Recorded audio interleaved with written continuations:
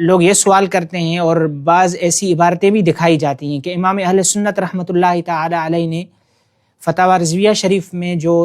حضور اکرم صلی اللہ تعالی علیہ وآلہ وسلم کی تاریخ ولادت لکھی ہے وہ 17 ربیع الاول لکھی ہے، اس کے بارے میں کیا ارشاد فرماتے ہیں؟ اس حوالے سے پہلی گزارش تو یہ ہے کہ جس کے سامنے اس طرح کی بات پیش کی جائے، اگر وہ اہل علم ہیں اور علماء کے طبقے سے تعلق رکھتے ہیں تو انہیں چاہیے کہ وہ اصل مقام پر جا کے دیکھ لیں کہ امام اہل سنت رحمۃ اللہ تعالی علیہ نے کیا ارشاد فرمایا ہے، تو وہاں دیکھیں گے تو بات بالکل واضح ہو جائے گی۔ دوسری بات یہ ہے کہ اس طرح کی گفتگو کر کے گویا کہ اعتراف کر رہے ہوتے ہیں اس بات کا کہ اب ہمارے پاس میلاد کی مخالفت میں نبی پاک صلی اللہ علیہ وسلم کی جشن ولادت کو منانے کے خلاف کوئی دلیل باقی نہیں رہی، لہذا اب اس طرح کے اوچھے ہتھ کنڈوں کے ذریعے میراث سے روکنے کی کوشش کریں گے، وہ اس طرح کا گویا کہ اعتراف کر رہے ہوتے ہیں۔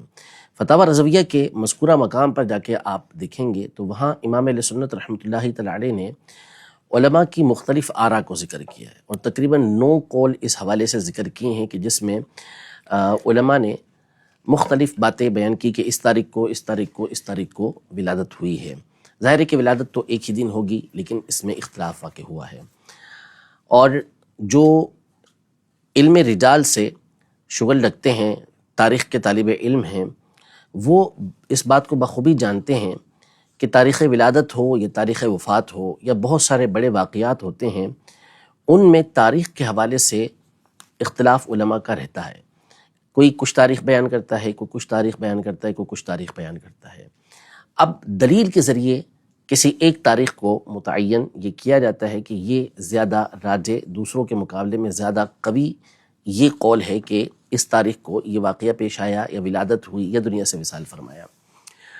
اور اسی میں سے ایک دلیل جو ہوتی ہے وہ یہ ہوتی ہے کہ جمہور کا قول کیا ہے، یعنی اکثر اہل علم کیا قول کرتے ہیں، وہ کیا کہتے ہیں، اور دوسرا یہ دیکھا جاتا ہے کہ اہل اسلام کا، مسلمانوں کا عمل کس پر ہے۔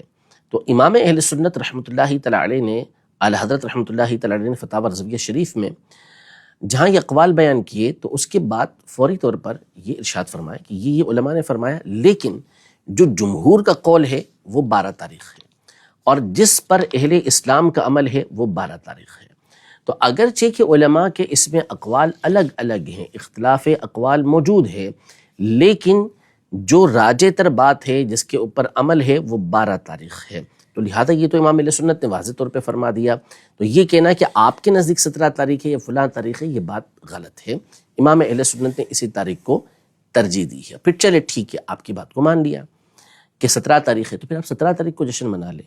آپ نبی پاک صلی اللہ علیہ وسلم کی ولادت 8 تاریخ کو کہتے ہیں، آپ 8 تاریخ کو منا لیں، 2 تاریخ کو کہتے ہیں 2 تاریخ کو منا لیں، لیکن ظاہر ہے کہ وہ بھی نہیں منائیں گے۔ تو اس کا مطلب ہے کہ اصل مسئلہ تاریخ کے ساتھ نہیں ہے، اصل مسئلہ ولادت کا جشن منانے سے ہے، اور وہ کبھی رک نہیں سکتا، چاہے کسی بھی طرح کی کوئی بات